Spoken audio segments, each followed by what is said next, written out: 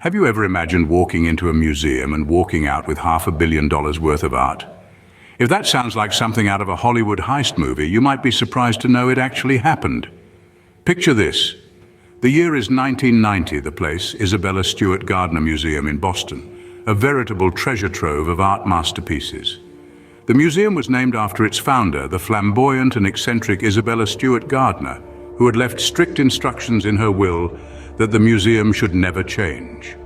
The museum was home to a stunning array of art, including works by Vermeer, Rembrandt, Degas, Flinck, and Manet, to name a few. Yet, on the night of March 18th, something unprecedented occurred. Two men dressed as police officers managed to convince the guards on duty that they were responding to a disturbance. Once inside, they quickly subdued the guards and embarked on what would become the largest art heist in history.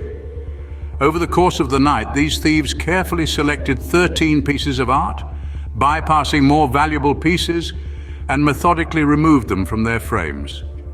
Among the stolen treasures were Vermeer's The Concert, Rembrandt's Storm on the Sea of Galilee, and a few pieces by Degas. These weren't just any paintings, they were masterpieces, each one with its own unique historical and artistic significance. The audacious theft shocked the world, and even today, the empty frames hang in the museum as a haunting reminder of the missing art. And just like that, in a single night, 13 masterpieces worth $500 million vanished into thin air. So who could have pulled off such a daring heist? The list of suspects is as diverse as it is intriguing, featuring an assortment of characters that could populate a Hollywood thriller.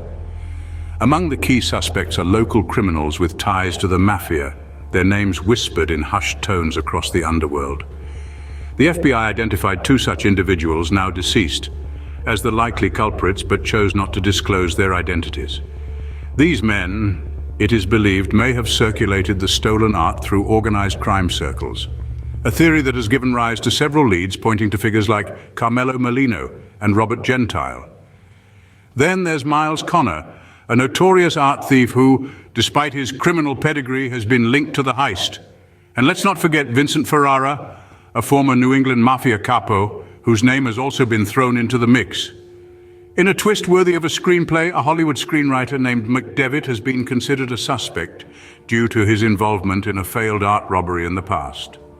Could the Gardner heist have been an act of redemption? A second shot at pulling off the perfect crime? Most intriguing of all, perhaps, is the case of Richard Abath, the museum's night watchman.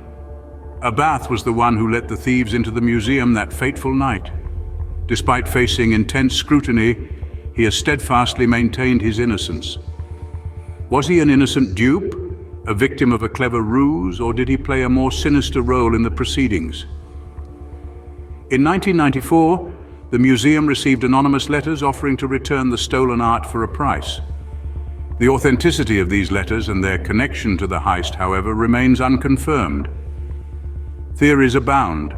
Suspects come and go, but the truth remains tantalizingly out of reach. Despite the many theories and suspects, the true identity of the thieves remains as elusive as the stolen masterpieces themselves. The mystery deepens as we delve into the investigation of this unsolved art heist. The FBI and the Boston Globe carried out extensive investigations, tirelessly pursuing numerous leads, turning over every possible stone in their quest for the truth. Theories were formulated and suspects were identified, their backgrounds scrutinized in minute detail. From local criminals with mafia ties to a Hollywood screenwriter, many found themselves under the lens of suspicion. Yet the true identity of the thieves remained elusive. The museum, desperate to recover the stolen masterpieces, increased the reward for information leading to the recovery of the stolen art. From an initial few million, the reward swelled to a staggering $10 million, a testament to the historical and artistic value of the missing pieces. Yet despite this enticing incentive, the stolen artwork remained lost. In addition to the traditional investigative methods, the museum employed innovative strategies to keep the case in the public eye.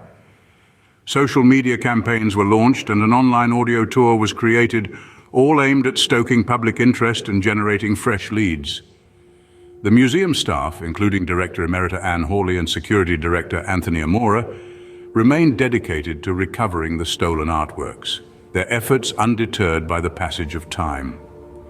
Recent investigations have suggested a possible link between the heist and the murder of James Marks in 1991. Marks, a known figure in the criminal underworld, was reportedly in possession of stolen art at the time of his murder. Could this be the break in the case that investigators have been waiting for? Or is it just another dead end in this labyrinth of mystery? Yet despite all these efforts, the stolen artwork remains lost, and the heist remains unsolved. Imagine the cultural void left behind by the stolen masterpieces. The Isabella Stewart Gardner Museum heist didn't just rob the museum of its precious art, it robbed the world of irreplaceable cultural heritage. Each painting, each piece of art that was stolen, held an emotional and cultural significance that cannot be quantified.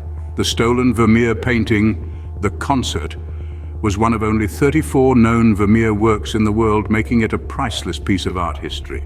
Rembrandt's Storm on the Sea of Galilee was his only seascape painting, a unique testament to the artist's genius.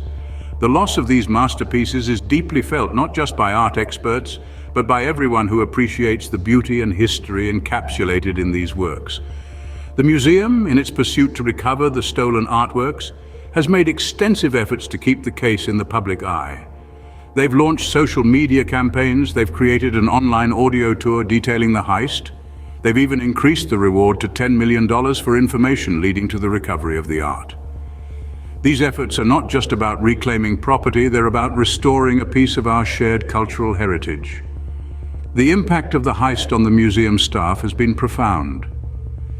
Director Emerita Anne Hawley and Security Director Anthony Amore have dedicated themselves to the recovery of the stolen artworks. Their commitment is a testament to the emotional weight of the loss.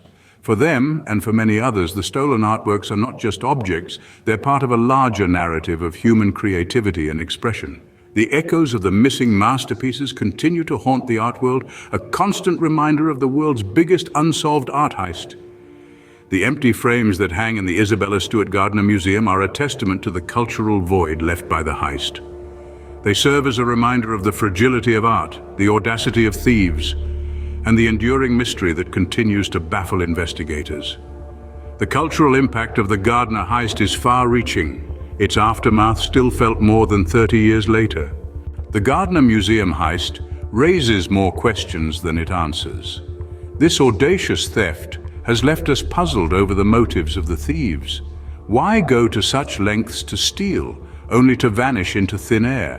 Why disguise as police officers, a ruse that would undoubtedly draw more attention? Why did they handpick certain pieces, leaving behind artworks of greater value? Could this have been a statement, rather than a simple act of theft? Then there's the gnawing question of possible inside involvement. The role of the security guards, especially Richard Abbott, has been under scrutiny. Was it just a case of inexperienced security, or was there more to it?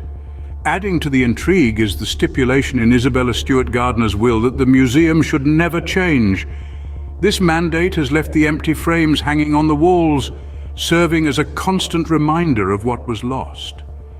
As we try to unravel this intricate mystery, we are left wondering, where are the missing masterpieces now, and will they ever be found?